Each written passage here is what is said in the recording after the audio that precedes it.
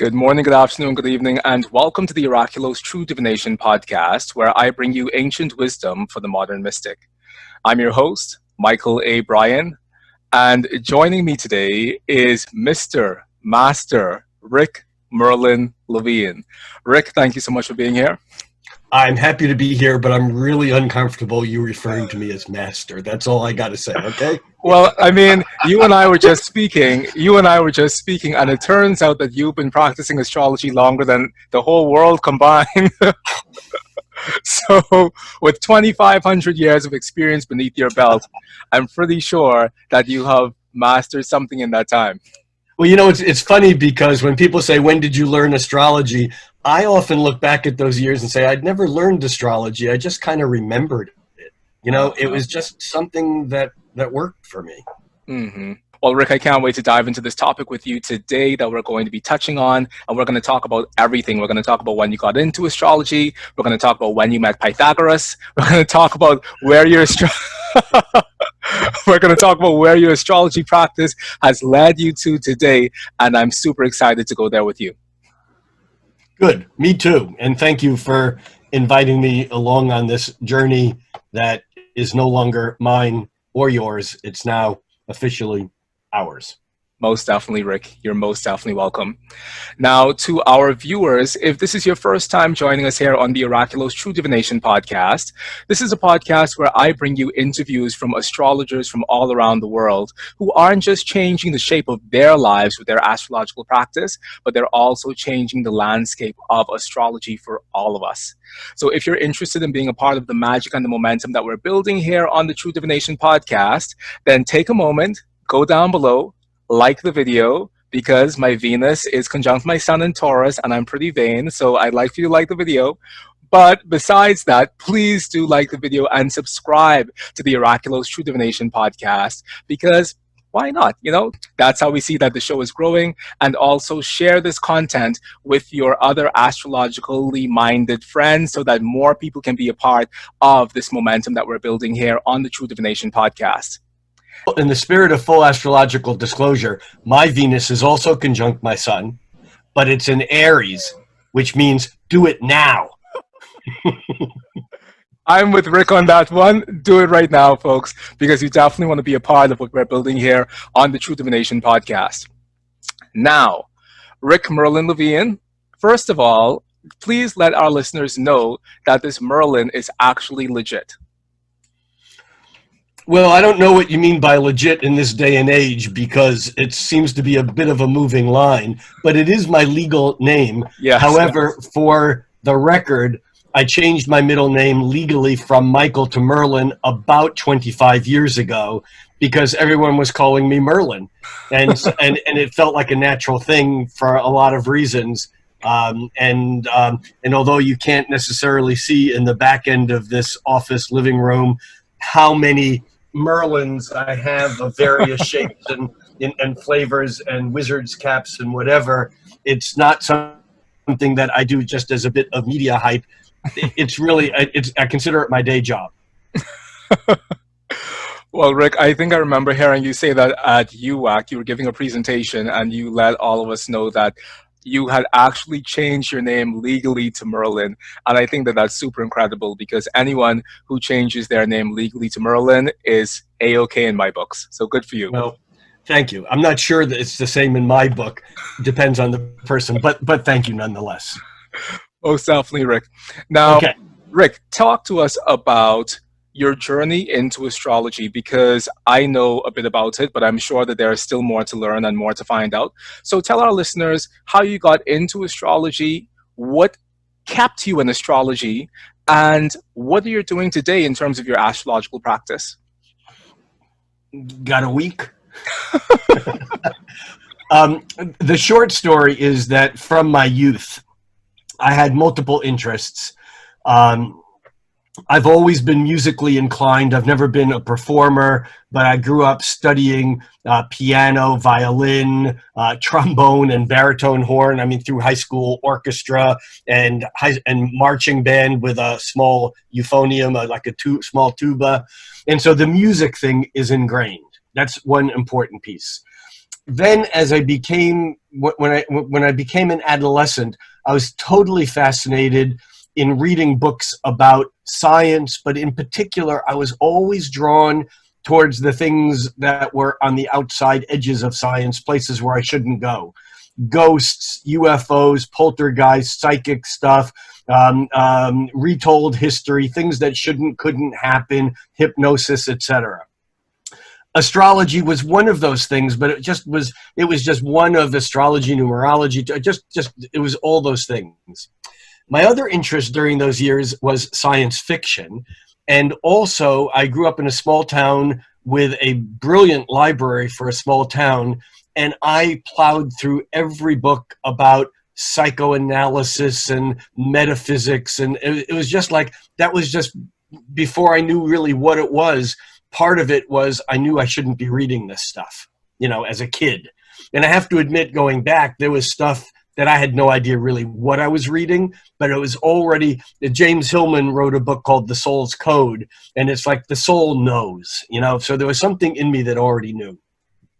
When I got to college, I went to college as a math major because I wanted to be a high school geometry teacher. And oddly enough, it's kind of what I am. Because geometry to me had an absolute draw. I was fascinated by it. And astrology really is geometry. But within a few weeks of being at college, my first college math class was taught by a Taiwanese man who didn't speak English but could write formulas on the blackboard facing the class with both hands. And within 2 weeks, I dropped the class and changed from a science major, a math major, to a psychology major. And from there, my life has been downhill. So I graduated with a BA in psychology, but the school I went to was very strong in cognitive and behavioral. And I found myself my senior year doing independent research in laboratory hypnosis and in reading the translations, the Bollingen series of Jung, and in that whole period of time, of course, for me, college was also, this was the late 60s. So there was a bit of Ram Dass and Tim Leary and Buckminster Fuller and definitely the music of the times and definitely the psychedelics, which in a academic environment was not necessarily the West Coast party surfing, let's do acid and go surf. It was very much Buddhism and intellectual kind of framing, what is this whole thing about? And as such, my mind was open to, practicing yoga and meditating and changing diet. And so all of this was my late teen years. And in that environment came astrology. And a freshman year, sophomore year of college, a girlfriend who was fascinated with astrology, and we kind of delved in together. And it was fascinating to me, but it was kind of like, I don't want to say a party game. It worked. And I was reading more than just sun sign astrology, but there wasn't much to read those days. But it was my senior year in college when someone who knew me came over one day and dropped off a book and say, hey, this book is for you. I think you'll like it. And the book was The Astrology of Personality by Dane Rudhyar, which was a reinterpretation of astrology in light of 20th century philosophy and psychology, mostly meaning Jung. Mm-hmm. And the connection between my interest in psychology and Jung and the realization that Jung didn't call his psychology Jungian psychology any more than Jesus called his teachings Christianity or Buddha called his teachings Buddhism, that Jung called his teachings analytical psychology, or the psychology of four types. And it had to do with analyzing people and the realization that people seem to gravitate towards one or two types and less away from the other. And the types in Jungian psychology or analytical psychology was thinking, feeling, intuiting, and sensing, which are one-to-one corresponded with fire, earth, air, and water. And of course, it turns out that Jung got this idea, and he freely acknowledged it in his writings, from the Greeks and their understanding of health and the humors, which were hot, cold, wet, dry. And so all of a sudden, there was this like kapow this isn't just like some passing interest. This has to do with the absolute history of the intellectual fabric of culture itself.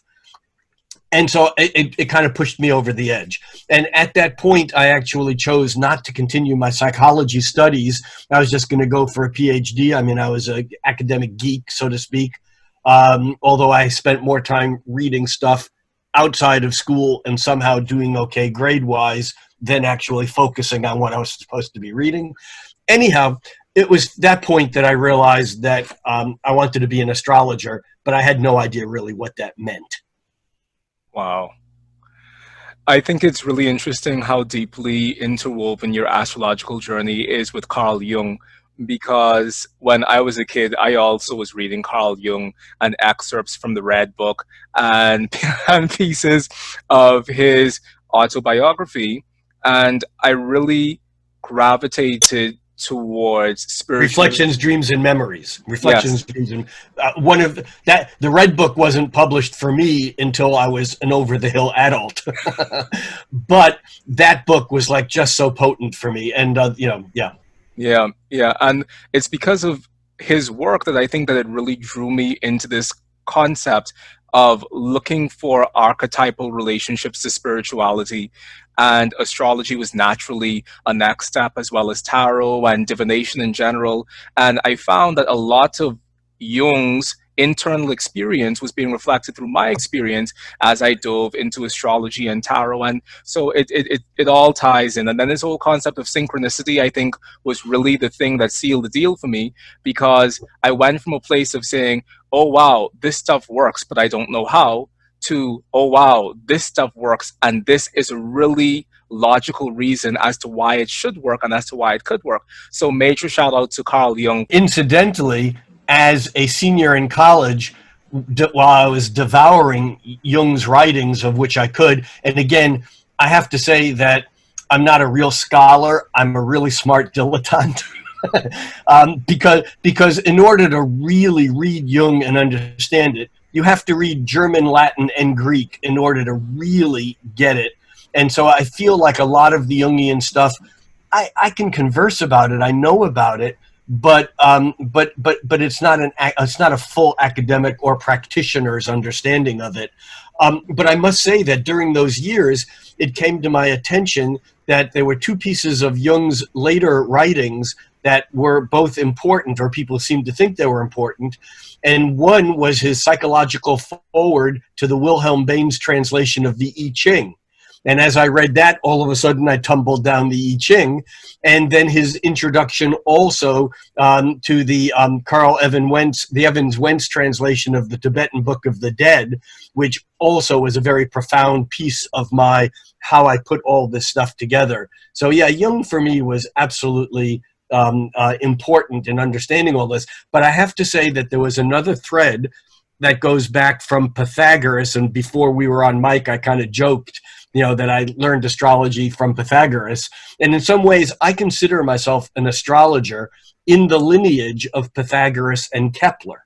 And Pythagoras and Kepler have a particular lineage that has to do with understanding astrology as vibratory, and that the music, and now we come back to my early interest and fascination, and still I love listening to music, I play music, I write music, again, not perform it, but it's so integral, and people don't understand that Pythagoras and Kepler, who wrote about the music of the spheres is not a metaphor.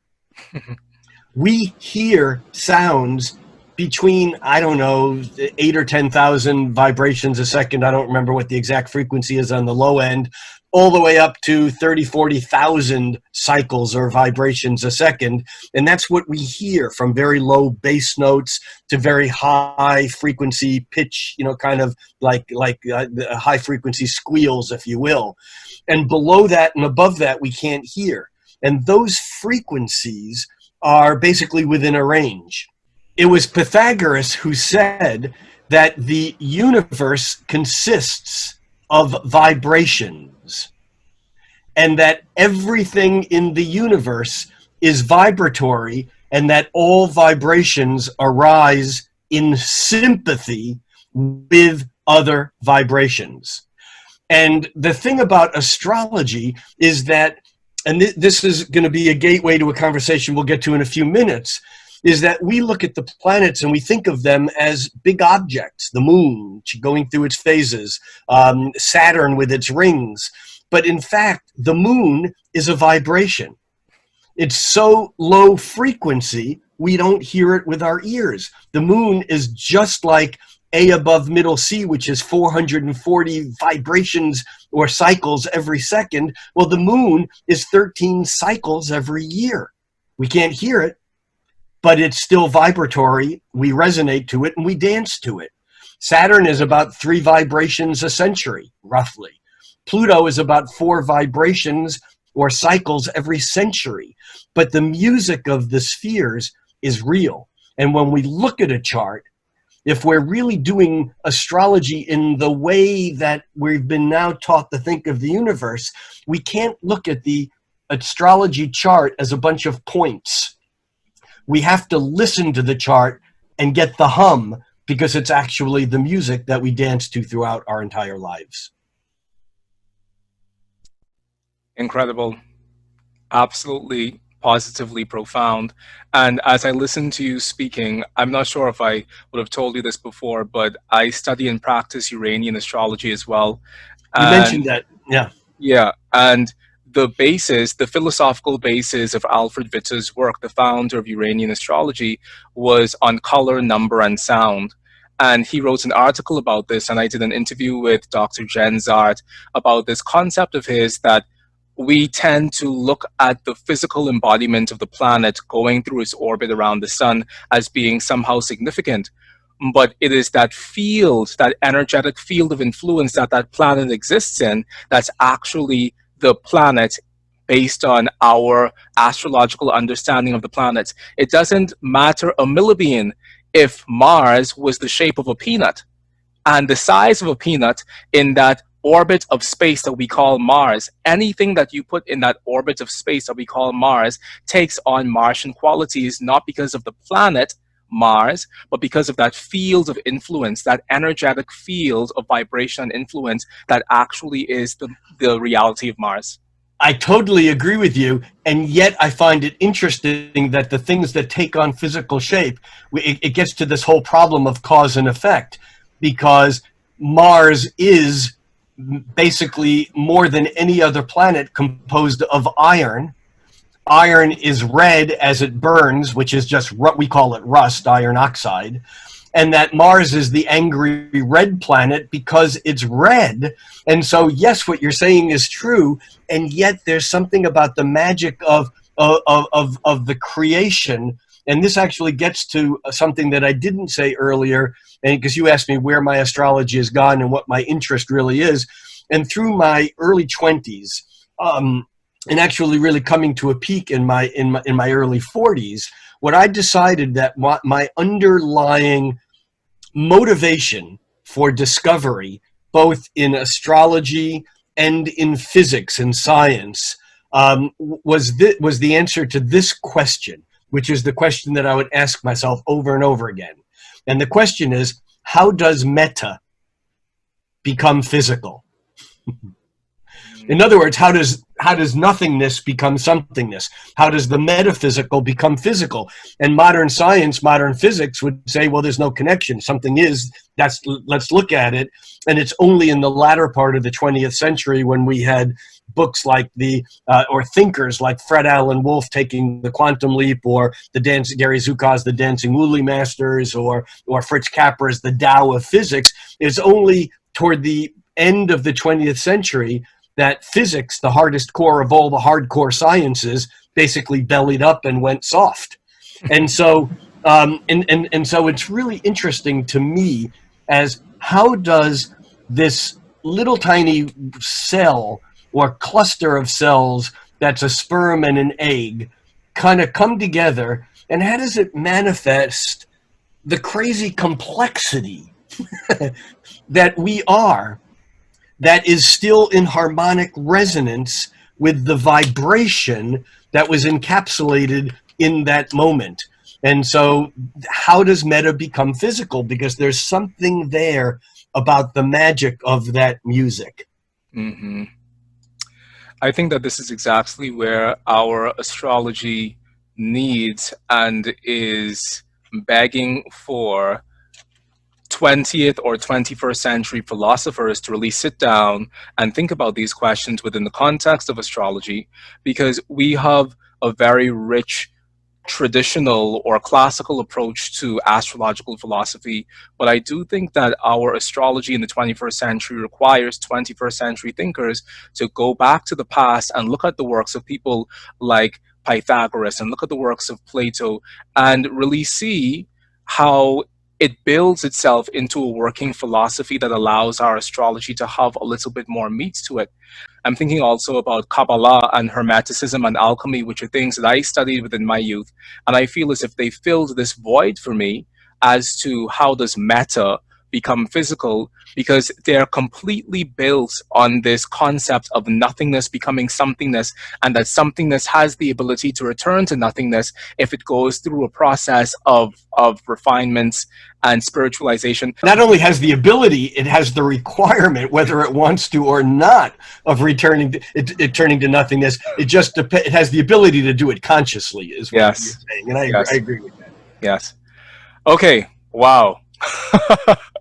All right. So now, Rick, let us take the deep dive into where we're going this evening, which is, what does a quantum philosophy of astrology look like in the 21st century?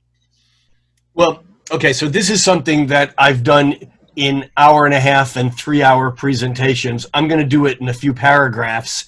So to paraphrase Nietzsche, who wrote in aphorisms, which are like, they're almost like parables or stories in 1 or 2 sentences. And Nietzsche said aphorisms were for men with long, he meant humans. Aphorisms were for men with long legs, so they could walk from mountaintop to mountaintop. So we're going to kind of do this, just kind of going over the top of some of this. But very simply, when I talk about quantum physics or the quantum paradigm, I am comparing it to what we might call the Newtonian paradigm. And the Newtonian paradigm reaching its pinnacle with the work of Isaac Newton. And Isaac Newton, who once said, "I see so far because I stand on the shoulders of giants," he meant Pythagoras and Descartes and Kepler and Galileo. And I always, when I say that line of Newton's, it reminds me of Rob Hand, who is an academic light in 21st century astrology. And when Rob was receiving an award for his work at an astrology conference many years ago, he quipped, "I can see so far because I stand in a field of midgets." Be that as it may, Isaac Newton's paradigm or understanding was that the world consists of solid objects. Think of them as billiard balls, and they could be large as planets. But these billiard balls had effect on one another. And when they were close enough to one another, they exerted a force which he called gravity. That force was very strong when those objects were very close together, but that force got less as they went far apart. But they didn't just get less with the distance, it got less at the square of the distance. So if something was 10 times farther away, it was 10 times 10 or 100 times less powerful. So Newton's paradigm was about cause and effect of physical objects that were in proximity to one another. And it was Newton's laws of physics and motion and gravity that allow us to, combined with Kepler's laws of planetary motion, that allow us to send a projectile and have it meet up with an object 1 billion miles away. So Newton's stuff works, but it is very much created by this disconnection from nature, so we can observe it as an external thing, and therefore we can analyze it and look at it. Now, when the scientists of the late 1800s, early 1900s developed technologies to allow them to peer into the microcosm, And that's the tiny cosm. The macrocosm, when we think of cosmology, we think of the big. And cosm, incidentally, the word cosmic comes from a Greek word that means order, the order of everything, but it also means beauty. And it's interesting because to the Greeks, order was beautiful. And so we have the modern word cosmetic, which we think of as covering up ugliness, but it really just means bringing out the natural beauty, because that's what the word cosm or cosmos mean. So at the very tiny end, when they were looking into the atoms themselves, they were seeing these traces of particles. They couldn't see the particles, but they could watch the cloud chambers, and as these apparent particles collided, they could watch where they go, and they weren't conforming to Newton's mechanics. And we have scientists that are going out of their mind because they're discovering that nature doesn't follow nature's laws, because Newton was considered to be that was the way nature worked. And Heisenberg in particular wrote, could it be possible that God created a universe that doesn't follow his own laws? So what happened was, as they began to look into these very tiny subatomic realms, they began to realize that what they thought were particles were not really particles. They were waves. And there's a famous double slit experiment. You can go to YouTube, and I think the best thing would be to do a YouTube search on double slit Fred Allen Wolf, because there's a 5 or 6 minute cartoon video of this double slit experiment that clearly shows that what Einstein proved was a particle. He proved that light was a photon, a packet of energy. But photons, even though they're packets of energy, travel like waves, and they only become a particle when we look at it. So there's this thing called the particle-wave duality that has plagued, anyone who's studied science, they get to quantum physics and they go, I don't understand how something can be a particle and a wave. And we'll get to there because it's very simple. And the answer is crazy simple, but we'll get there in a moment. So we have this particle-wave duality. The solid universe isn't solid. It is, as Pythagoras said, vibratory. And it's when these vibrations intersect and bump up against each other, they create knots or nodes, because the word node is simply knot in Latin. And it's these knots that actually create the illusion of the three-dimensional world. And so we have this illusion that everything that we see, this whole world we live in, is really what the Hindus call Maya. It's the veil that covers what's real. We can't see what's real unless we can quiet our minds and go into a space to go into what you called that void, or the emptiness, the meta that's beyond the physical. So another major difference between the Newtonian paradigm and the quantum paradigm, one is physical billiard balls interacting with each other according to laws become waves that interact with each other. They look like billiard balls for the moment we're looking at them, but we never know where something is if we know where it's going, and we don't know where it's going if we know where it is. In other words, this is Heisenberg's uncertainty principle. If you know where an electron or photon is, you have no idea as to its momentum, as to where it's going. If you know where it's going, you don't know where it is, which is kind of crazy. But we'll come back to that in a moment too. But this is very different than Newton's billiard balls, where if I run a billiard ball with a certain force into another billiard ball at an angle, I can predict where all the balls will go and where everything ends. It's just mechanics. So that's all shot to hell. Then there's this problem of locality, because in the Newtonian realm, things have gravitational pull if they're close together. Now, even the gravity of the sun is enough to entrap or entrain, planets like Pluto, or even further out objects like Eris or whatever. So gravity is a powerful force, we think, but it doesn't explain how things that are infinitely far apart seem to be connected. And with quantum physics, all of a sudden we have this concept called non-locality, a rabbit hole I'm not going down right now, other than to simply say that two things that are infinitely far apart somehow are instantaneous, faster than the speed of light connection with one another. Quantum physics, quantum reality. Another piece of quantum reality is that in the Newtonian world, I'm separate from you. You come to see me as a client, I tell you your future, and that's it.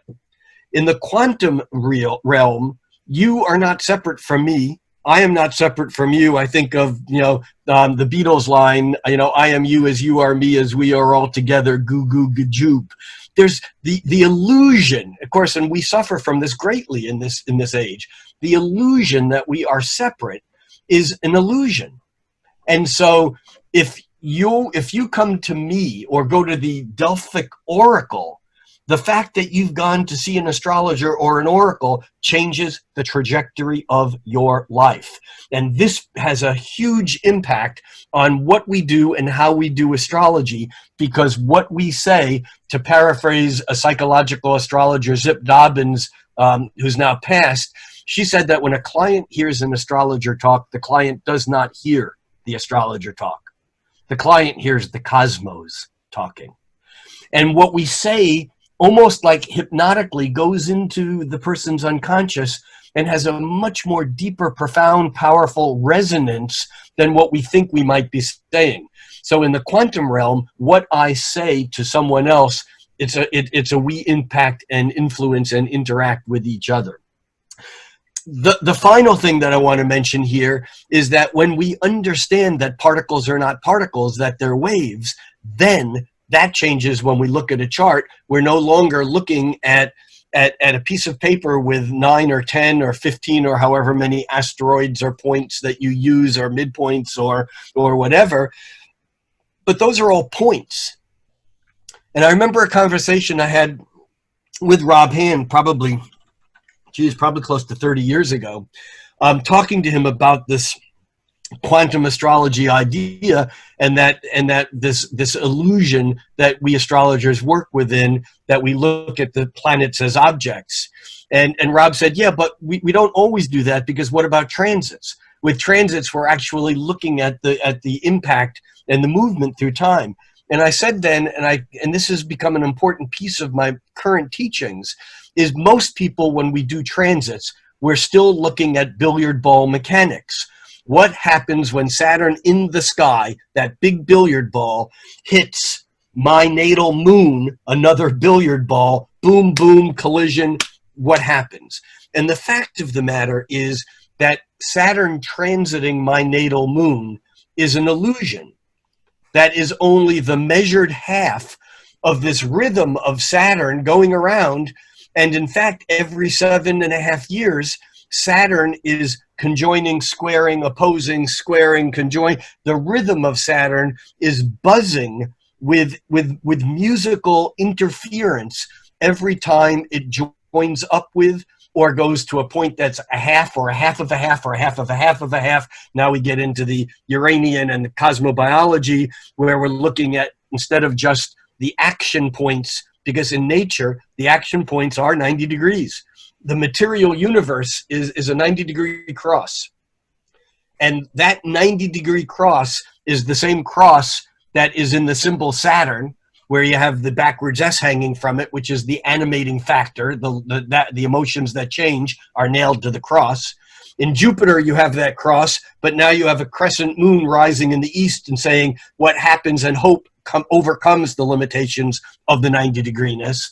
And you look at Venus, which has the cross with the seed of potential, the I want, and the attraction to that possibility above the cross, and Mercury with the antenna, the moon of receptivity. I mean, the point is that the material universe is a piece of it. However, the wave form of this 90-degree angle of the cross of the material world, which predated Christianity. And make no mistake about it, Christianity is a religion that is based upon the perception that what you see is what you get, and everything else is in the divine proportion. You can't go there until you die, and you're judged, at which point you either go boom or boom, you know.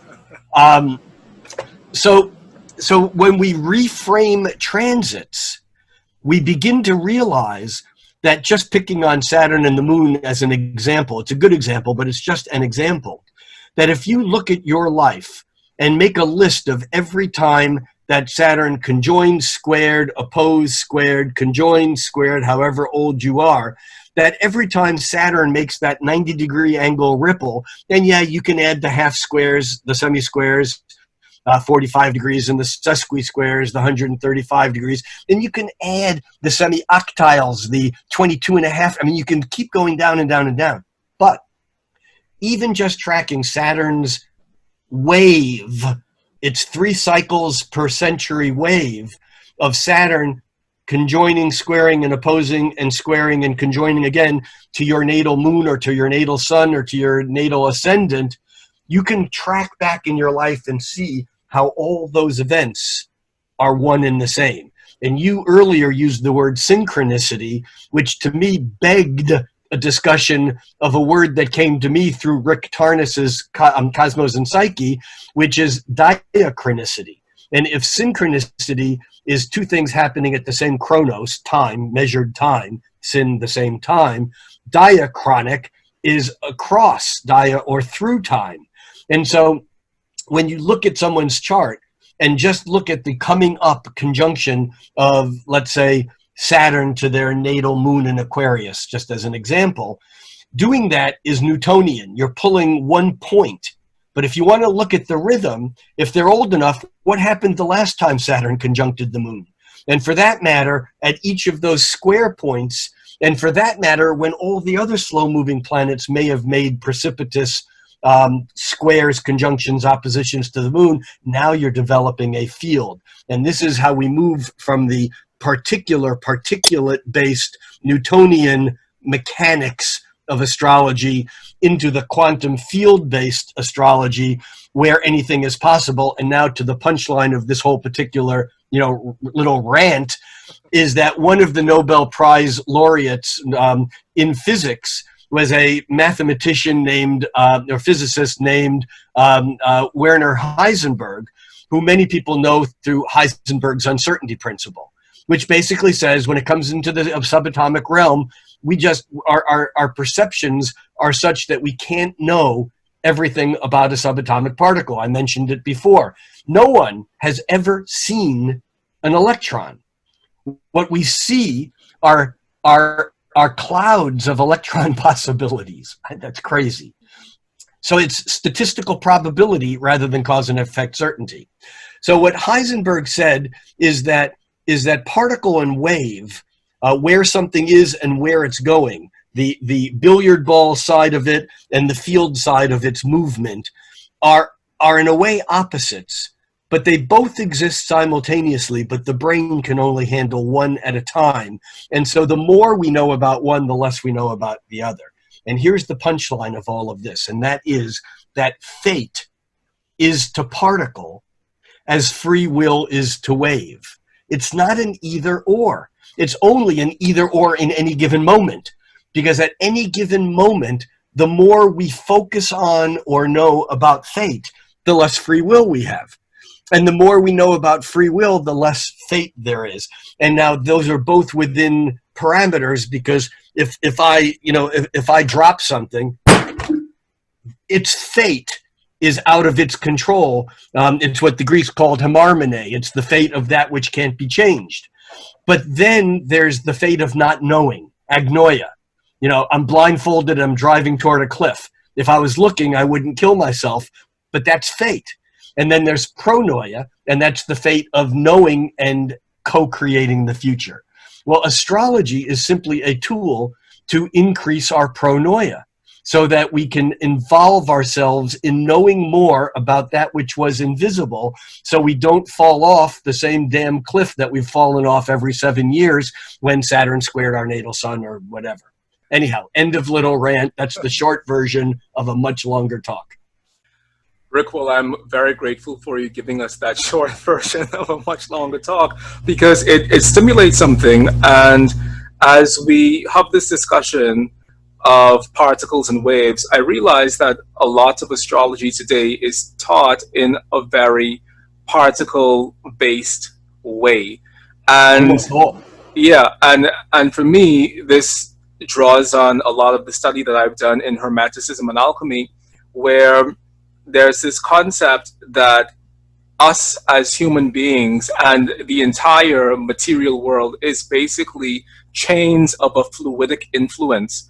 And Anton Mesmer spoke about this as well when he speaks about the entire cosmos existing within this fluidic influence. And when we view the cosmos as being fluidic and how everything is existing within this fluid, we see how the ripple that is made from the shell of influence that we call Pluto has just as much of an effect on us as the ripple that is made from the shell of influence that we call the moon, because we're speaking about ripples through space and ripples through time, I and agree. we're not speaking about this billiard ball Newtonian concept of life. However, that billiard ball concept of life, which is Newtonian, has come into our astrology in terms of how we interact with astrology, Yeah. because we tend to practice an astrology of placement as opposed to an astrology of dynamic influence. And I've said it a few times on the show that we're all concerned about the fact that my Venus is in Taurus or that my Saturn is in Capricorn, and we practice this astrology of placement, and we don't take into consideration that even our astrology exists within this fluidic framework, and that fluidic framework should inform how we see the relationships between everything. God, I mean, as you're talking, there were 5 places I wanted to interrupt and go, yes, and, you know, I know you're a yogi, okay? All right. So as you may know, probably know, the word yoga comes from a Sanskrit word yug, which is the yoke of an oxen, which harnesses the energy. And in a way, when we practice astrology, the practice of astrology is a yoga. People often think of yoga as a variation of the grandfather hatha yoga or postures, asanas, which is an important yoga, but it's only one of many types of yoga. And jnana yoga is the yoga of the mind. And for me, one of the most important things in my adult life is that since the new moon, since the Aquarius new moon in 2002, I've written a daily astrology column or blog without missing a day for 19 years. Wow. That is and I didn't do it because it was a practice. I did it because I needed a way of getting clients, and I needed a way. I mean, my motives weren't nearly as altruistic as what happened. Altruistic isn't the right word, but the fact is that it turns out that that has been a practice which has contributed to my ability of being an astrologer now, because this was a daily practice, whether I was sick, whether I had a broken bone, whether I was on vacation, whether I was teaching a full week-long workshop, I still had to go hide for 2 hours a day and write my column every day. Wow. So this idea what made me think of that was something you said. Now I've lost what made me think of that. Well, the first point I made was that our astrology and the way how astrology is taught tends to be taught in a very Newtonian fashion. Okay, I would say it doesn't tend to be.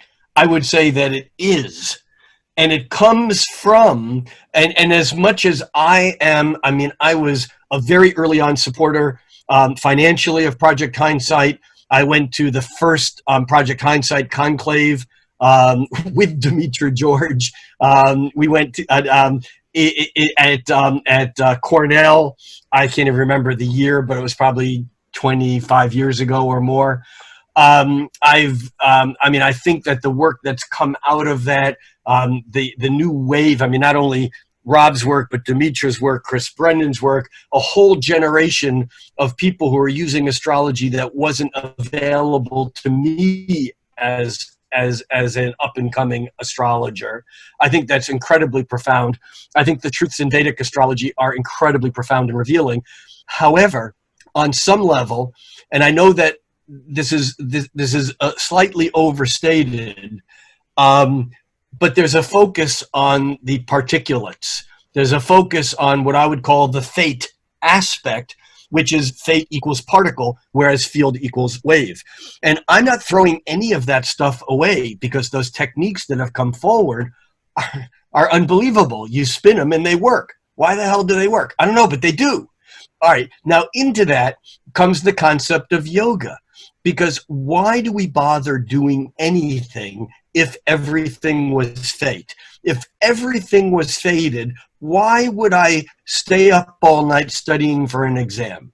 Why would I dress up to go for an interview? Why would I go to school? Why would I brush my teeth? Why would I do anything? If everything was fated, then what I did wouldn't matter. And so obviously there is something about the element of what I do as a daily pattern. And free will isn't just deciding one day I'm going to jump off a cliff and exert my free will by not falling. It's by practices that we do over a long period of time, which actually are yoga, whether they're classic training or not. Now, the Buddhists will tell us there's only one thing we can change, and that's our mind. There's nothing else that and the only thing that I, as an astrologer, can change in someone else is I can bring them information that might change their awareness. People ask me all the time, well, do you really think astrology can change the future? And my answer is no. Astrology can change the past, which alters the present, which gives us more choices to create the future, or at least bend the future. And people go, oh, that's crazy, you can't change the past. Well, fuck, I mean, if you're white right now and are not changing your past, then you're dead. I mean, the past is not only as fluid, it's more fluid than the future, because the future is set by what I do right now. The past, why do we go to therapy? We go to therapy to change our past. I mean, it was Freud who said that neurosis is based upon an incorrect piece of information that's created an untruth that, even though we don't acknowledge, we form these repetitive patterns, whether they're washing our hands in the time of virus, or whether it's yelling at people who say the word blue. It doesn't matter, whatever it is, we do it again and again and again because it's based on something that won't go away because it's locked up in an untruth. So when we change our past, we then give us more possibilities, or a client more possibilities in the present moment, which then allows them to make choices which otherwise weren't even a choice. Well, Rick, here's my opinion about the fate versus free will piece, because I am both very much traditional as well as very much modern in terms of me practicing both Renaissance astrology as well as Iranian astrology. They are completely as separate and disjuncted from each other as anything can be. But my understanding of this goes back to yoga, which says that there are these three qualities, which are sattva, rajas, tamas, which within our medieval alchemical paradigm, we call them mercury, sulfur, salt, basically. And this part of us that is salt, or this part of us that is tamasic, is this part of us that is dull and that is heavy and that is inert. And lead and Saturn and the symbol of Saturn is like a backwards ST. Yes. Can you visualize that? Mm-hmm. And you look at ST words in the Romantic languages and the Indo-European languages, and you come up with words like crystal, structure, salt, anything that has structure, stability, that holds, that is stasis. Anything that has structure is Saturnine. And so yes, that Saturn holds in the energy and constricts.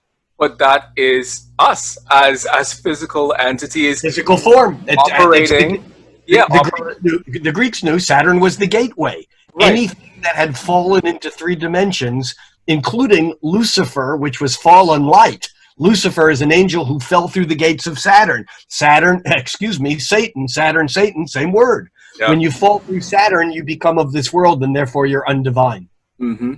And it goes back even to the myth of Prometheus, and the alchemists use that myth as a basis for the work that we do, because Herod was Prometheus' divinity chained to this rock.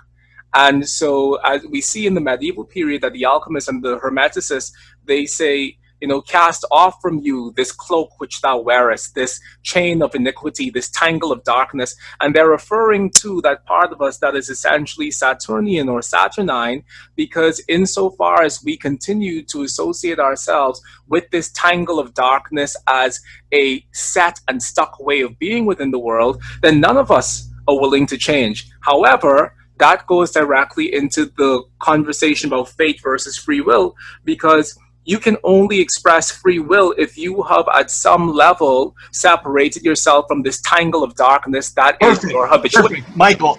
And how does one do that? force.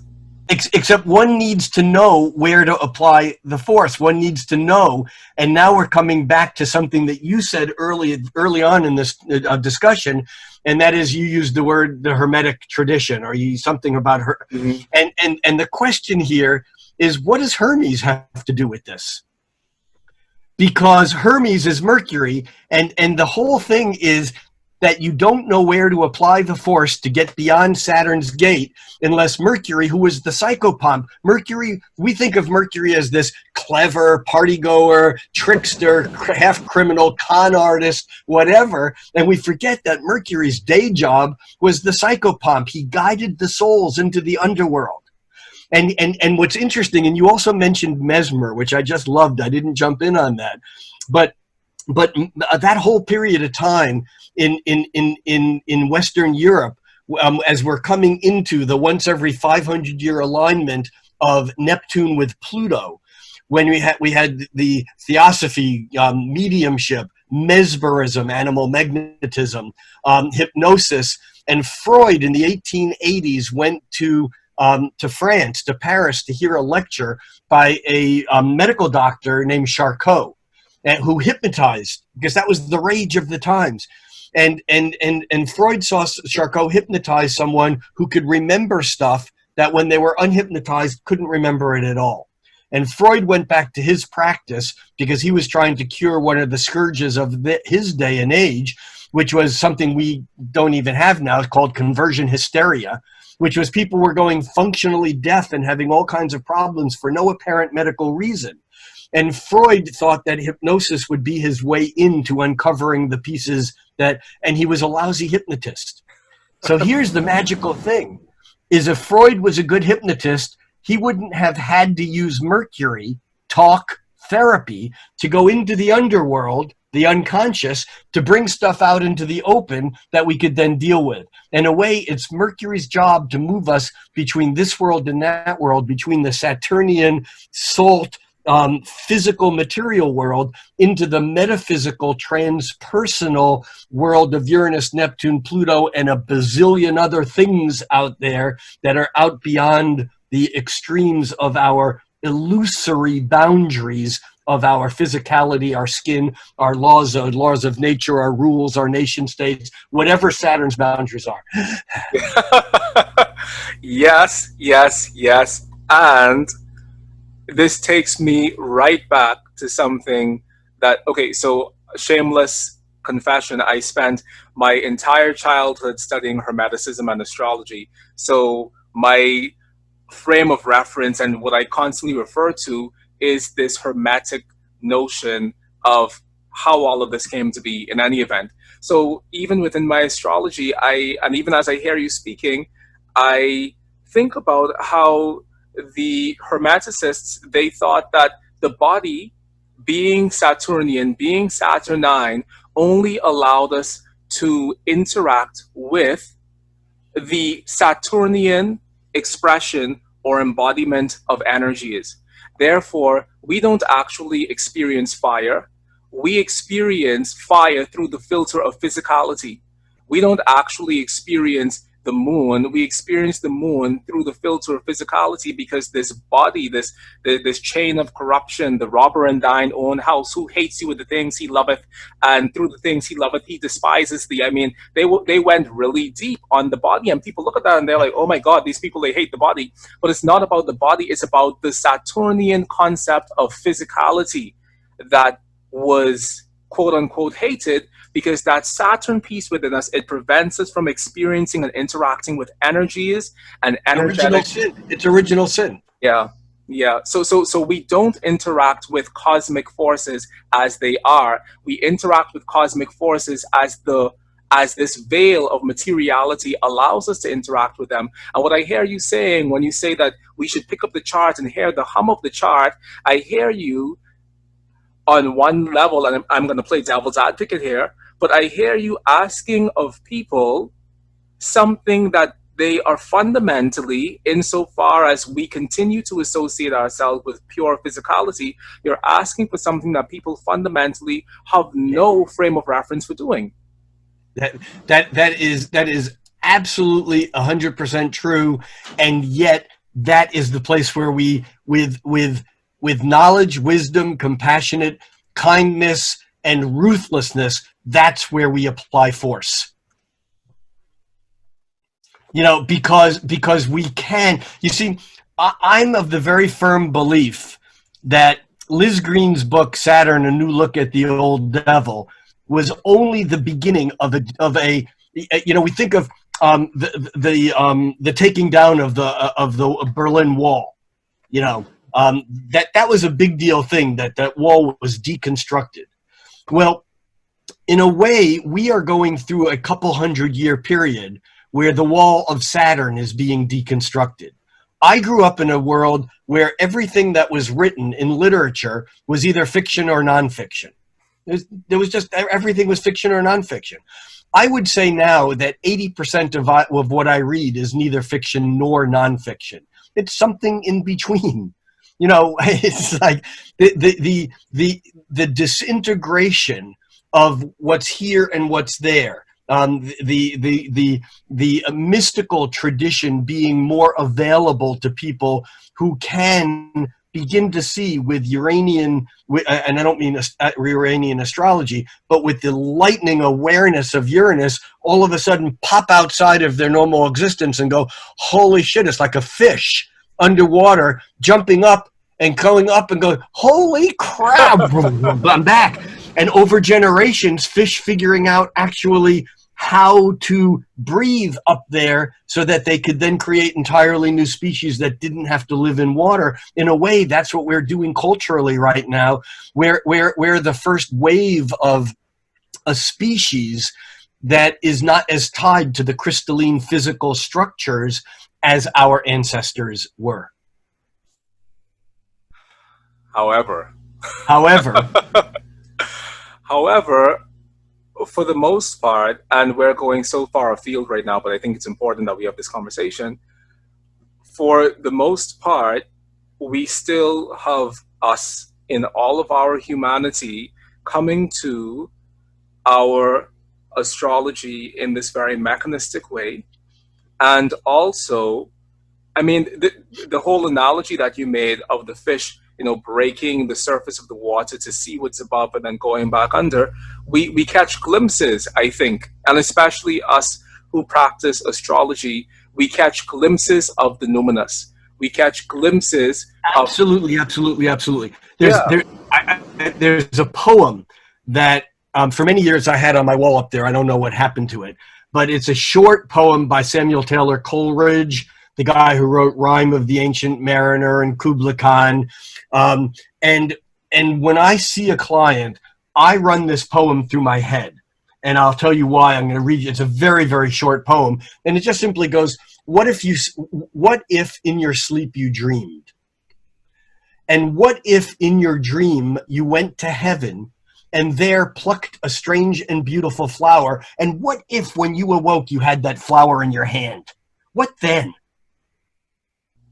Wow. My goal in an astrology session is to send every client away with a flower from that impossible otherworldly garden that they can't ignore in their regular life.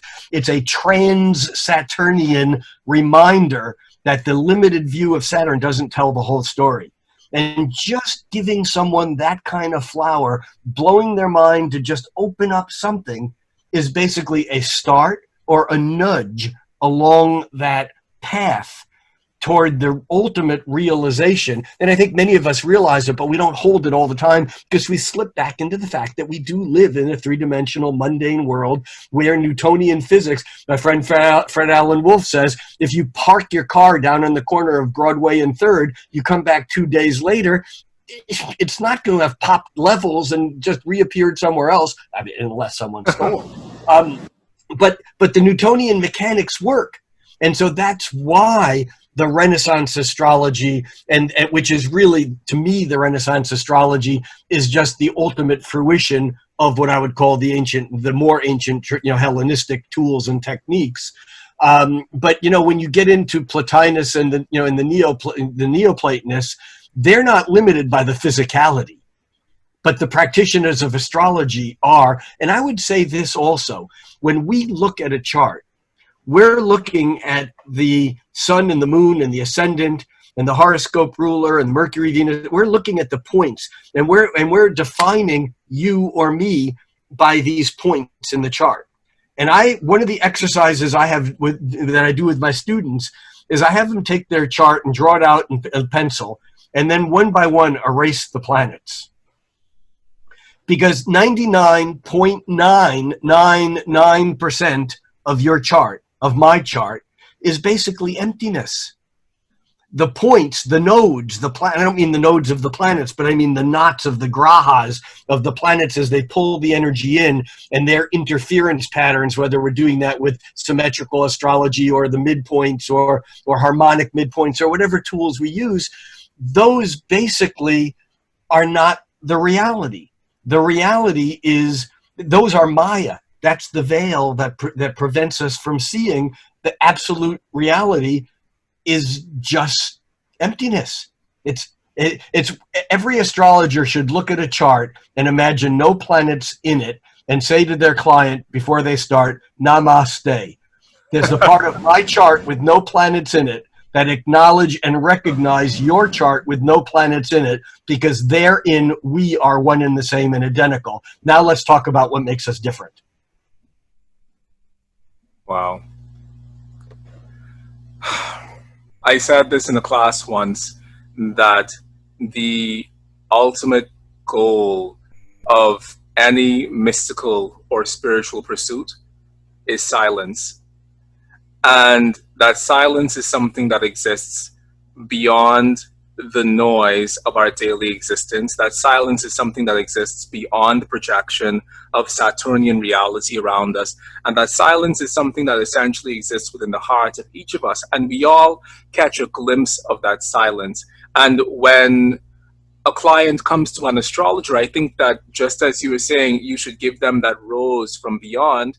You should give them a moment, and not should, as in, this is what should happen. But I think that there's a moment within a reading that is infused with such a state of divine awareness that it's just pure and utter silence, because in that silence you realize that you're speaking from a part of yourself and from a part of cosmic awareness that is beyond you. But then it lasts for that moment, and then your phone rings and you go back to Facebook and you go back to Instagram. It's one of my 12 points. I have this course I've been teaching for years that's called 12 Steps to Doing Better Chart Readings. And one of the steps is acknowledge silence. And in doing a reading, it's a practice, because you as an astrologer, I don't mean you, me, I mean all of us, we can't hold silence in a consultation for longer than it's comfortable with us. Yeah. And yet, these singular, most profound moments in consultations that I've done over the years have been moments where I've said something, the client said something, and then I just haven't jumped on to the next thing like my Gemini rising wants to do. And instead I just sit. Yeah. And sit until it's incredibly noisy and uncomfortable, and then sit. And if the client starts to go, I go. And that's where it's Rumi's field. On, beyond, out, wrong, right doing and wrongdoing, there is a field. I'll meet you there. It's in silence. It's beyond the noise. It's beyond the noise. The noise is not only your phone ringing, it's the thought of so-and-so that you haven't seen in a few years, who when you look at something, something comes across your mind and then makes you think of that. The noise is everywhere. It's what music does, is it brings up old thoughts and whatever. And I have to say, we live in a very different world than Freud and Jung's dream analysis was created in. Because if you were living in 1920 and you had a dream, that dream occurred because of something that happened to you directly in your life, or maybe something that was in the collective unconscious that you sensitively somehow picked up. But it was personalized. In our world, we live in a world where movies and dreams, movies and books and music and television and internet, and our brain is filled with stuff that isn't ours. And so the dreams that we have in the 21st century are just as often, I believe, an unplaying of the noise as it is a meaningful Freudian dream. When you read, The Interpretation of Dreams, which I've read, it's a powerful book, but not everyone has those kinds of dreams on regular bases, especially if they're not in therapy or trained or tuning into those dreams. Yeah. So, Rick, where do you think a revolution... Anywhere I can.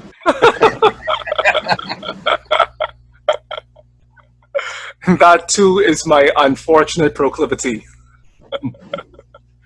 But where do you think a revolution in astrology towards a more connective astrology should begin or can begin? How do we move from an astrology of particles and particulates, which is, to a large degree, even when I see sometimes things that people post, and once again, my approach to astrology is very different. I'm a very integrated, wet, combined, unified sort of astrologer, because that's just how my mind thinks. I think in terms of symbolism, and I think in terms of the concrete expression of symbolism within this concrete Saturnian world. And so, that's just my approach. But I see a lot of this astrology of placement, astrology of my Venus is in the 11th house, my Saturn is in the 7th. But where do you think a movement towards a wetter, more integrated astrology should begin? Well, I wouldn't use the word should, but I see where it is beginning in many places. I think experiential astrology, which employs lots of tools of physically embodying the planets, something that has intrigued me over the years, because when you go to an astrology conference, which is where you and I met, most of everything that happens there happens at throat chakra up, And so the question is, how do you embody the planets? And astrodrama is one way, kind of like a constellational therapy, but using planets and charts, working within our charts physically. How do we ritualize and conjure up the planets in our everyday life? I think if someone has Venus and Taurus, that's great. The power of astrology is not being limited by Venus and Taurus. Well, that maybe is a bad issue, because if you have that, you like it, chances are, unless it's squared or conjuncting Saturn or whatever. But let's say you have that, that Venus in a more difficult sign. It's not so often we hear astrologers using the chart as a way to Saturnize or to create a limit around what that person is or does, to describe. A good Jupiter-Saturn word, to describe, to draw a circumference around, if you will. And yet what really astrology shows us is that if you have Mars in Cancer and you think that's a difficult position, well, there are 11 other ways in which you can practice your asanas. You can practice assuming attitudes of what would it be like if I had that Mars in Leo or Aries or Capricorn, where it loves to be. How would that work for me? And just like sitting in a child's pose, or in a this pose or that pose, sitting, living, working in a pose of Mars in these signs that are not what your chart is. Astrology is not about what we're giving to limit us, the Saturnian. It's more about developing practices that change our awareness of what the possibilities are. But here's where the Saturn piece comes in, because we ourselves, even without the aid of an astrologer, we ourselves get locked into the characterization of Mars and Cancer retrograde rising. Like, we get independently caught up in this framework that oftentimes an astrologer only reflects back to us in terms of a consultation. And I think that the point I was making earlier was that we fundamentally don't change, or rather, we fundamentally don't want to change from the basic Saturnian set that we are.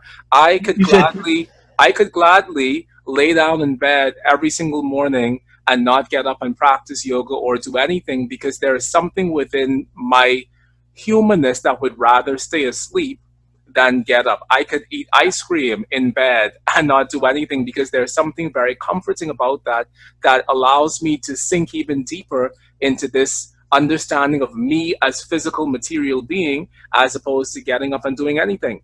So Which is why I believe when you look at a chart, you can't tell whether that person, you see, a chart shows the course of least resistance. That's what a chart really shows.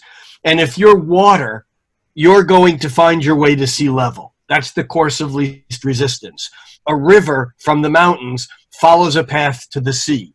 Now, that river can be down high cliffs and over waterfalls and plunge into the sea, or that same river can be diverted, and it can water 20 different rice fields on its way to the sea, and then can be dammed up and be used for power, and then still find its way to the sea.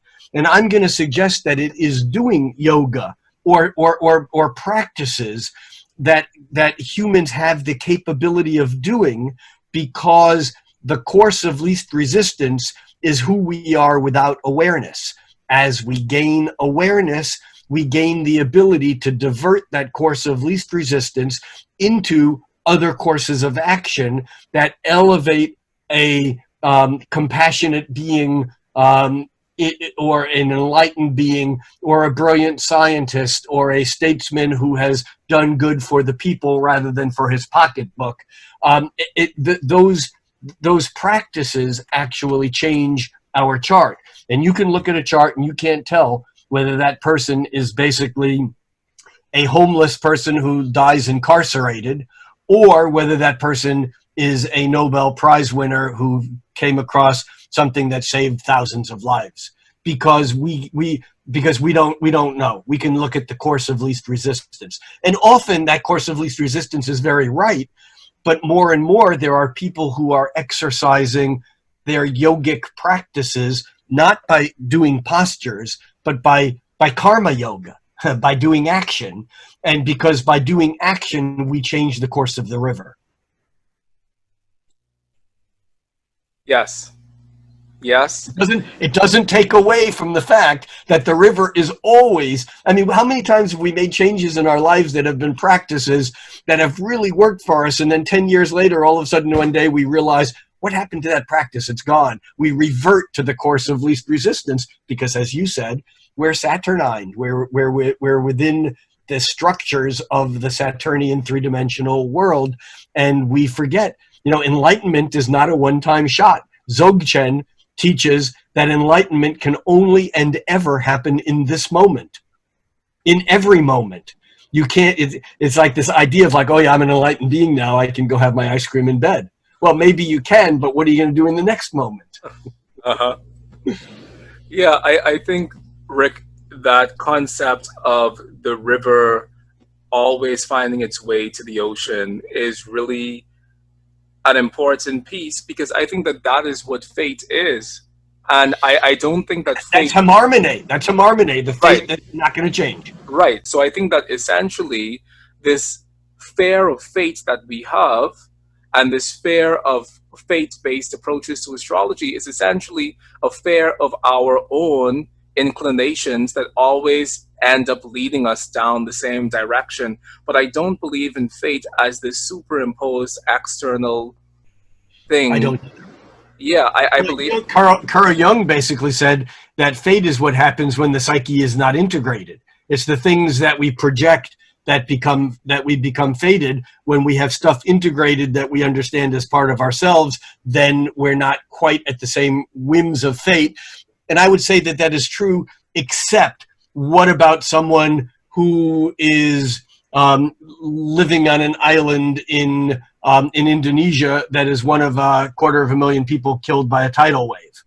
You know, I mean, I always refer to that as the Uranian zap factor. I am not one who believes that every person's life is strictly part of the soul's, contract, that this is everything shows in a chart. I think astrology is obviously incredibly valuable, but there are times when something happens that overrides anything and everything in that moment and flash. It doesn't matter. Your individuality is swept into a larger river going to its own sea. And no matter what your practice is in that moment, certainly. Now, here's another thing. I saw this wonderful Lama. This is also got to be 25 years ago. And his name was Nagpa Chogyam Rinpoche. And Nagpa is a title. And it's kind of a word, it's a mantra, a word wisdom teacher. And this guy was Oxford trained, but he spent 15 or 20 years in the caves in Bhutan. He was the real deal. But if for anyone who's been on the Lama circuit, you know that often these brilliant, amazing Lamas have a translator who only speaks 10 words more than the other person. It's difficult to understand. This guy was facile. And someone asked him, I had the privilege of spending three evenings with him in a lecture and interaction kind of a practice thing. And someone asked him during the questions and answers, so which is it, fate or free will? And his answer has stuck with me forever. He said, imagine you're walking down the street on a beautiful day, sun's out, you're whistling, you're walking along, you notice some guys up on the roof of a second-story building as you're going by, looking like they're enjoying the sun also, and you're thinking, God, everything is cool. And you take a step forward, and at that moment, one of them knocks a brick off of their bricklayers, knocks a brick off of the work they're doing, it lands on your foot and breaks it. And you're all of a sudden in immediate pain. And your whole day is like, and you look up and they don't even realize what's happened. And you yell at them, hey guys, look what you did, be careful. But the angle is so steep, they don't hear you. You yell louder, they don't hear you. And in order to get their attention, you take about 10 steps backward out into the street. And now you're really angry and you're yelling at them. A truck comes down the street and runs you over and kills you. Fate or free will? And this Lama said, the brick falling on your foot and breaking it was an act of fate, but your death was an act of free will. Fate is not what happens to us, or fate is what happens to us, and free will is how we react, which often can change the direction of what we would call fate, unless the river is so large that there's no room for our reaction at all, in which case it's more of a metaphysical, how am I going with this flow, adios earth, or whatever it is. But yeah, I think this fate-free will discussion is important, and I don't think it's as simple as I'm making it out to be, but I also don't think, look, there are times in our life, there are some people who just go through life and it's almost like whatever they think happens. You would say, God, that person seems to be, they would say, just make your list, make your wish list. The secret is will it and it'll happen. That's free will. And then there are other people who it doesn't matter what practices they employ, what metaphysical, spiritual tools they use, they still end up in the difficult situation that they're trying to get out of again and again and again. That person is more at the fated end of the stick. And it doesn't matter how much therapy or how much sex, drugs, or rock and roll they've incorporated into their life, they're still stuck. Now, even that person at certain times in their life, all of a sudden something will happen and it'll be like free will is operative. And the other person whose life is always like this free will thing might come into a period of time of a year or a decade when they've lost the touch and they can't quite make anything happen. So it's a sliding scale and it's not one or the other. But as astrologers, we can, at least through our awareness, to understand that, to quote Deepak Chopra, I can hear him saying something about the indeterminate possibilities of the quantum field, that when we look at a chart, rather than isolating and talking about the fated aspects, presenting it to a client in a way that empowers them rather than limits them, so that they at least have ways in which they can alter the course of the river that's not necessarily the course of least resistance. Rick, I think that something that you and I share in common is that we've worked with clients, and we've worked with many, many clients. You obviously more than me. You've been in this field for 50 years. I've been in it for 15 years.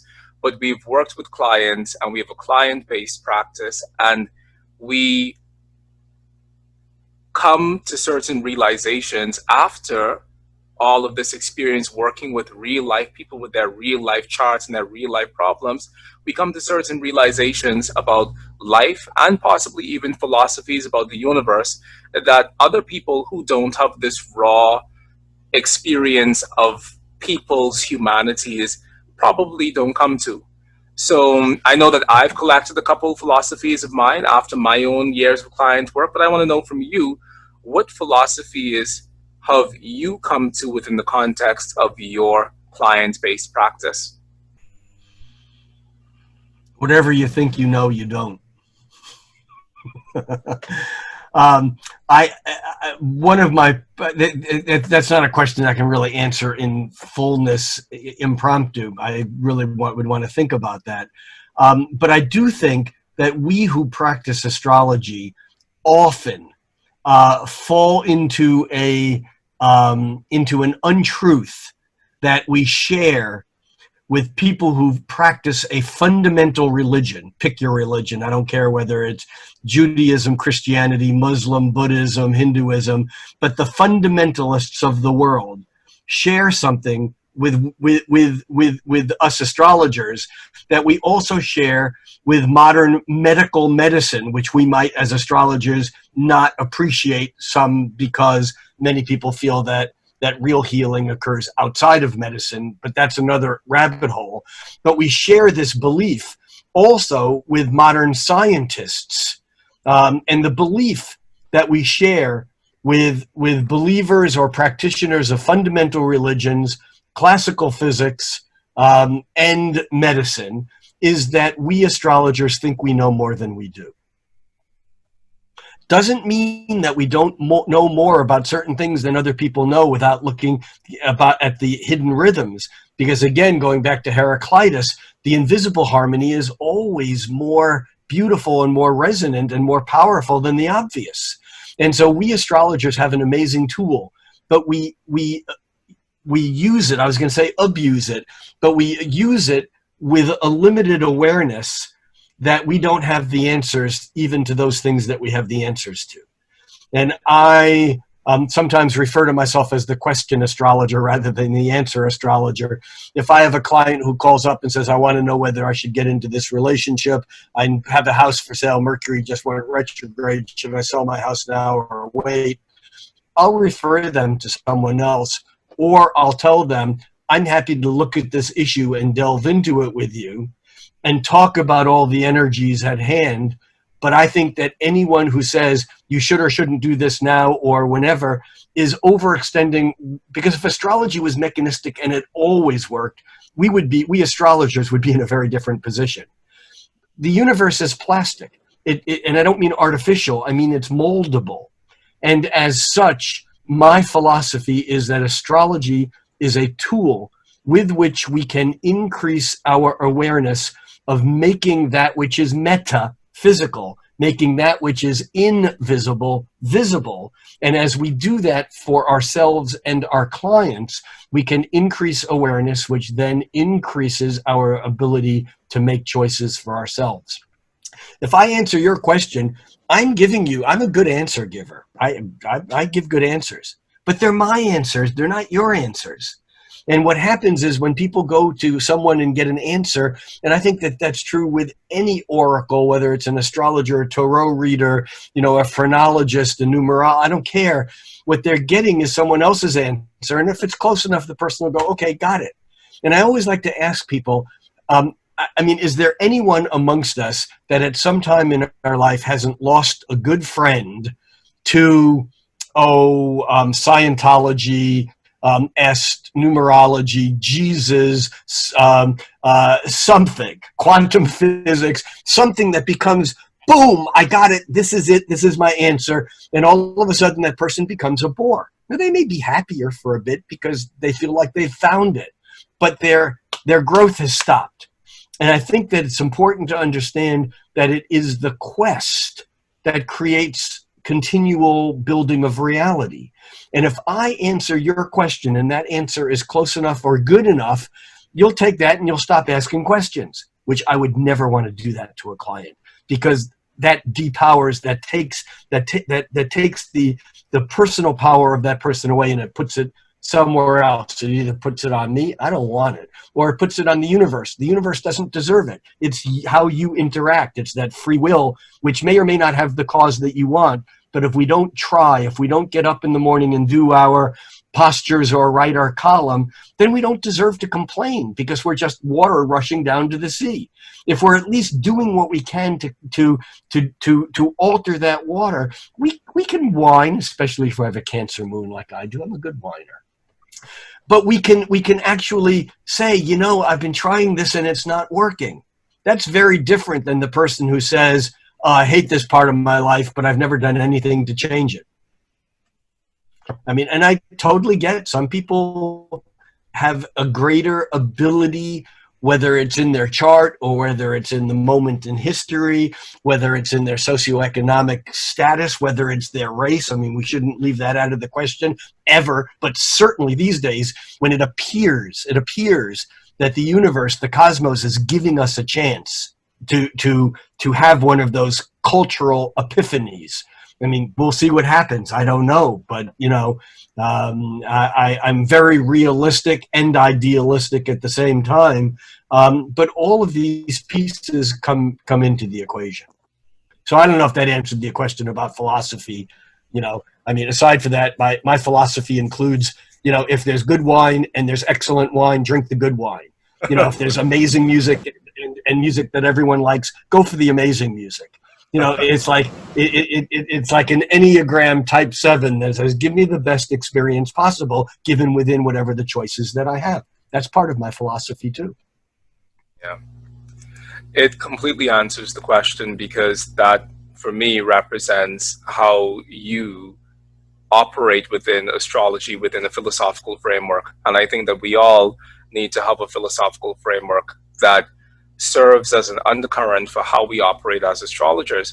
My thought about this, or my own philosophy about this, is that, one, and this isn't even a philosophical piece, it's just a practical piece, I learn each and every time I read the chart. I learn each and every time I work with a client, and it is unending learning. And as an astrologer, I have made a pact with the universe to dedicate my life to unending learning, because, as you rightfully said, we never know everything. And as William Shakespeare said, there's more in heaven and earth, Horatio, than can be dreamt of in your philosophy. And I find that for me, client work is the most humbling thing in the world, because it shows me, one, that we're practicing a system that intrinsically works, because if it didn't work, I wouldn't be practicing it. But two, totally agree. Yeah, but two, it also shows us that there is something divine. There is a thing that we haven't quite touched yet, and our astrology gives us glimpses of it. And our astrology allows us to step beyond the veil of materiality long enough to catch a glimpse of the numinous, to catch a glimpse of the face of the eternal. And we do that every time we read a chart, and when we have the truth of that chart reflected back to us by virtue of what the clients say and by virtue of the client's responses. But our astrology is really just a launching pad into something that we can't even put into words, and It's we that can't. flower from the dream realm. Here you go. Take this flower, you know. And I would say that there's a third piece. I'm sure you would have gotten to this eventually, and that is, and it goes back to learning with every client. I am amazed at the variety and the depth and width of people's stories. Everyone you meet, I don't care who it is, it's not just what they appear to be on the surface. Their story is as wide and as deep and as complex and as beautiful and as painful and as filling everything all the way. And the variation in how people's experiences have brought them to whatever the present moment is, to me, is like, it's like every client chart I do, it's like I'm picking up another novel or another book and just getting a whole different perception of Yes. what this world really is, because we all come to the world as a river taking the course of least resistance, and a Mercury in Taurus is going to perceive, without any practice, very different than a Mercury in Gemini, for example, you know. And so it's, to me, it's very humbling work, like it is, like you said, you know, it is for you. And part of it is the multivalence, as Rick Tarnas would say, of how widely people can take the exact same energy, you know, whether it's a natal, you know, Venus conjunct Saturn, you know, and one person can become, you know, a loner hermit afraid to go out, and the other person can become, you know, a Bill Gates or a Donald Trump, or, I mean, you know, it's just that Venus conjunct Saturn has so many ways of manifesting that we have to be careful of thinking that we know how it manifests based upon some textbook that we may have read that said Venus and Saturn means that love is, you know, is deprived until later in your life, or you have a hard time, I mean, whatever, or that you won't have any money. There's a good one. We overcompensate. Hmm. Regarding that piece where you said that every client is a learning opportunity and it's like reading a new novel. Every single client I have teaches me something different about the moon. Every single client I have teaches me something different about Saturn. Every single client I have teaches me something different about Mercury. Because I think that you're right, we do tend to get stuck within this very textbook, cookbook orientation to our astrology. But what I love about astrology is that it is, in a sense, this universal or this cosmic filing cabinet. And we don't forget any reading that we've ever given. I mean, fundamentally, I'm a hypnotherapist, but I'm also just a person who has dedicated a large chunk of my life to astrology. And inherently, I believe that our cells carry the memories of every reading we've ever given. And so we walk around as astrologers as this walking, living library of human experiences that we think that we're getting a divine revelation, but it's actually coming from within that treasure house of our past client experiences. And every single client we give a reading to adds to this treasure house of images. And so when we pull up from within ourselves something, and it's like, oh my God, where did that come from? We pull that out of the collective wisdom that we've gained from sitting with people and reading their charts to them. I would agree with you, but I would add another piece of this resonance that we talked about earlier, and that is that everyone who's ever lived and everyone who ever will live, that linear time is a result of being in a meat body that has a birth and a death. And in fact, scientists know that it's the medulla oblongata, the amygdala, which it basically gives us the illusion of cause and effect that works in this realm. But I would suggest also that when we build our own reservoir of internal resonance, we're also building a receiving and transmitting ability to receive everyone who's ever been out there, who's ever seen a client. And so there's something very magical that occurs when we do a practice that builds a resonance that's not only ours, because stuff does, and it's sometimes difficult or even impossible to tell where I mean, every astrologer's had this experience. You look at a chart and you go, well, you know, it's like you wanted to be a football star and your dad wanted to take over, your dad wanted you to take over his tire repair business. And the person goes, my dad has a tire repair business and I went to college on a football star. It's like, where does that shit come from? You know, and it's like, if we just let go, we all have that capability, but we're taught not to.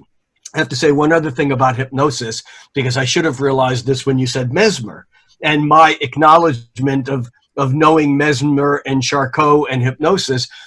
In my last couple of years of high school, I actually was an amateur stage hypnotist. And although I've never taken any formal hypnotherapy training, my senior year of college as a psych major, I did laboratory hypnosis for one of the faculty members who was doing work on can hypnosis increase the alpha wave response of a person, you know, doing, you know, biofeedback. And so I've read literature on hypnosis. I'm very aware. One of the current lectures that I'm doing is a very non-traditional lecture on reincarnation that is entitled The Search for Bridie Murphy, which is a book written in the 1950s about the first documented case of hypnotic reincarnation regression.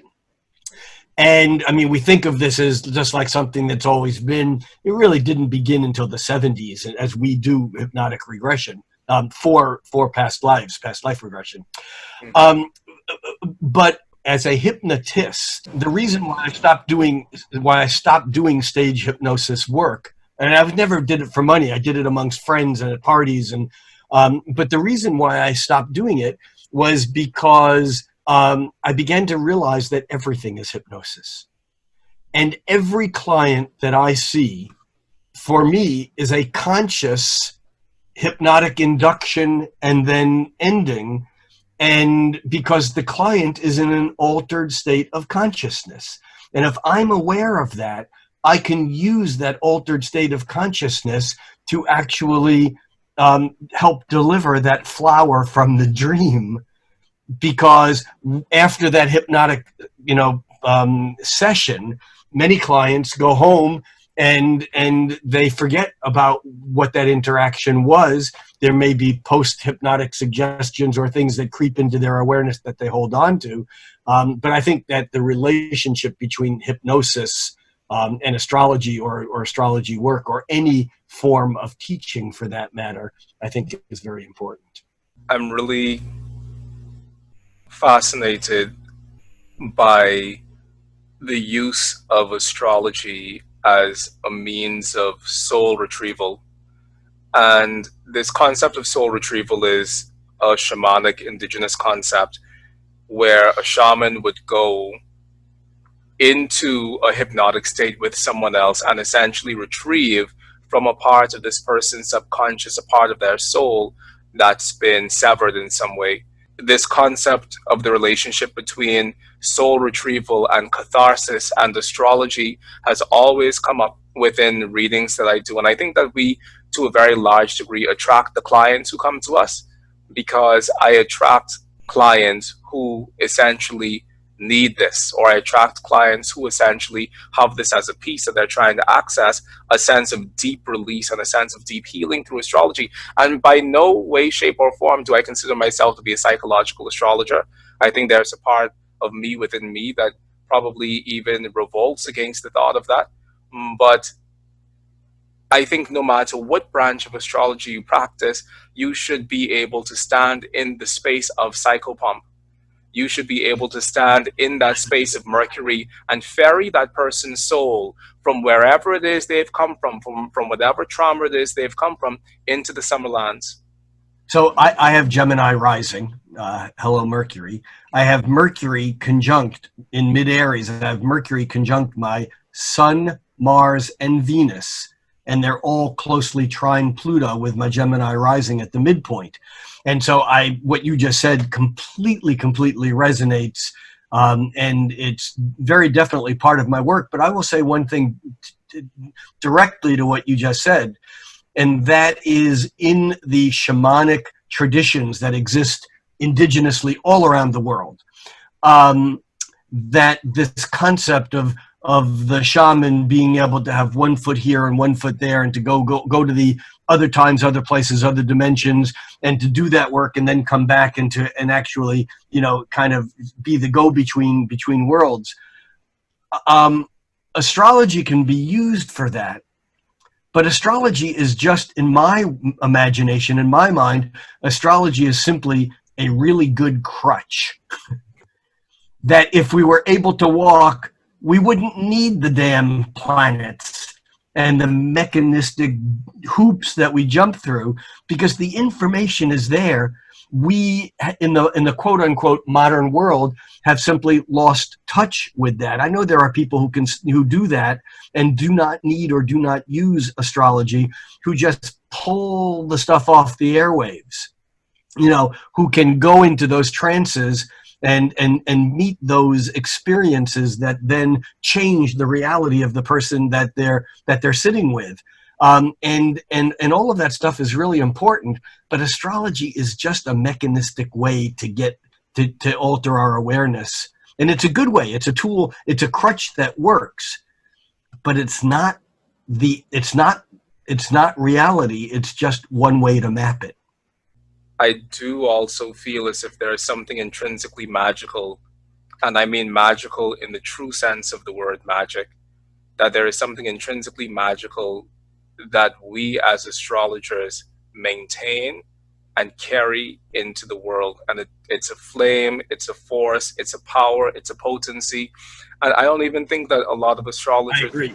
I don't even think that a lot of astrologers realize that relationship between the astrology that we practice and the rich, thriving traditions of magic that have been practiced all around the world. So I do think that we as astrologers stand in the role of priest and shaman and prophet and psychopomp and soul's guide and divine vessel and all of this. But I think that we have to really dig deeper into our astrology and have that as our goal and say, hey, this is the role I want to play in the world, in order for us to really pull astrology into a more magical reality. I mean, I know that I'm saying magic a lot, and a lot of that may not resonate with a lot of people, but I think that we should move our astrology beyond mechanistic astrology towards a magical astrology, because everything about the mechanistic way of viewing the world is falling to shit, Yeah, I often tell people, I say, if you want to talk about why astrology works with relationship to modern science, whatever, I'm the person that can do that. I can talk about quantum physics. I can talk about electronic or electromagnetic resonance. I can talk about a Newtonian concept of tangential gravity, which Pluto actually exerts. Gravitational inertia is what he called it. But the bottom line is, I'm absolutely sure I know why astrology works. It's magic. Deal with it. It's like what you're saying is absolutely, completely, at least from my perception. One of the Deepak Chopra lines that I love, it's one of these lines that I wish I came up with, but I'm happy to credit him. And it's that modern science suffers from, quote, the superstition from their continued belief in the superstition of materialism. The superstition of materialism. It's a great way of turning that upside down. This has completely been a necessary space for me to be in, and it's also been really, I feel as if I've had a cathartic release within this exchange, because it's important, I think, for us to hold space like this for each other and to really speak about astrology, not just as A plus B equals C, but speak about this interconnectivity in astrology that essentially demands that we all go back to an older way of viewing the cosmos, which is essentially inherently magical and mystical and profound beyond anything that we could dream of or think of in terms of an explanation. And hermetic. And the origin in Western, in the Renaissance era, the origin of the hermetic tradition being infused back into Western Europe was the result of an astrologer, the same guy who translated Plato from Greek into Latin, Marsilio Ficino, who was the subject of Thomas More, the guy who published the edited works of James Hillman and who wrote Care of the Soul and Soulmates and all those books. One of his early books was a book called The Planets Within, The Astrological Psychology of Marsilio Ficino. And Ficino translated from Greek into Latin the Corpus Hermetica in the late 15th century, in the late 1470s. And it was that piece of Hermetic tradition that kind of blew another lid off of the limited Renaissance, kind of Saturnian closure. So astrology is an important piece of the whole picture. And you're absolutely right. It definitely is a tool with which we can pry the lid off of Saturn's restraint and hold on the limitations of consciousness. I couldn't have said it better myself. You are indeed Merlin. And if you didn't earn the name before, you definitely earned it this evening, Rick. So thank you so much from the bottom of my heart for you sharing this space and your magic and your wisdom and just really diving into this work of the cycle pump with me, because I really do feel as if we went on a journey, and I'm very grateful to have gone on that journey with you. So thank you very much. My pleasure, our pleasure, and our work. Thank you. Now, Rick, please tell our listeners and viewers where they can get in contact with you if they want to receive a reading from you or a consultation, or if they want to learn from you. How can they find you? Well, learning is easier than receiving a reading, because my wait list right now is embarrassing, not completely because of its length, but because also of my inability to spend enough time catching up on it, because my efforts are largely these days going towards teaching and webinars and YouTube videos and so on. But first of all, you can go to YouTube and do a search in YouTube on Rick Levine Astrologer. And I do a monthly forecast that right now gets typically around 50 to 80,000 views a month. But it's not for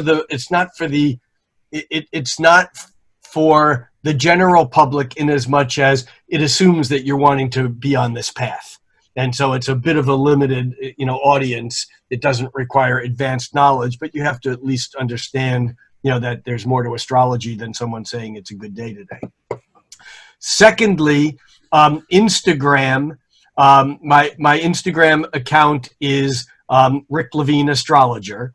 And on Instagram, I still am writing, although I retired from writing a daily horoscope for each of 12 signs a couple of years ago, I am still writing it's like a daily overview of the cosmic weather. It's too short to be a blog, and it's too long to be, a horoscope. But it's every day on Instagram at Rick Levine Astrologer. And then if you're interested in getting more involved in my teachings, I do a monthly online class on chart interpretation, where I use the charts of people in the class live, interacting with them as you and I are interacting now, where I'm doing your chart and yet using it as a teaching to teach the tools of chart interpretation. You can find out about that and other video offerings on Patreon, and that's patreon.com/Rick Levine, patreon.com/Rick Levine. And my email is rlevine. I know these are lots of words and letters all at once, but they're rlevine@stariq, think smart astrology, stariq.com. And if you want a reading, you can send me an email. But, if it's an emergency, I like to say, dial 911. Well, Rick, thank you so much for that information. I'm going to put all of your contact information down in the description box below so that people can contact you and get readings from you and learn from you, Rick, because you have a wealth of knowledge to share, and you've shared just the tip of the iceberg of that with us here this evening. So thank you so much from the bottom of my heart. Well, I'm happy to come back sometime in the future and swim beneath the surface with proper scuba gear and wetsuit protection against the cold. I'm happy to explore what's underneath the tip of the iceberg. And actually, hopefully, talk about what we were supposed to be talking about this evening. Even better. Well, we did. We did. We did. Rick, thank you so much. And for our listeners and viewers out there, if this is your 100th time with the Oraculos True Divination podcast, or if today was your day one, I just want to say thank you from the bottom of my heart for sharing this virtual astrological space with us.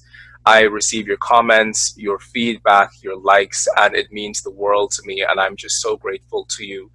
And if you want to continue being a part of the magic and the momentum that we're building here on the Oraculos True Divination podcast, please do not hesitate to go down below, click on the like button, but also subscribe. Yes, please subscribe to my YouTube channel so that we can see just how this channel is growing. And finally, last but not least, share this video with your other astrologically minded friends, because more astrologers need to know that these conversations are happening here on YouTube.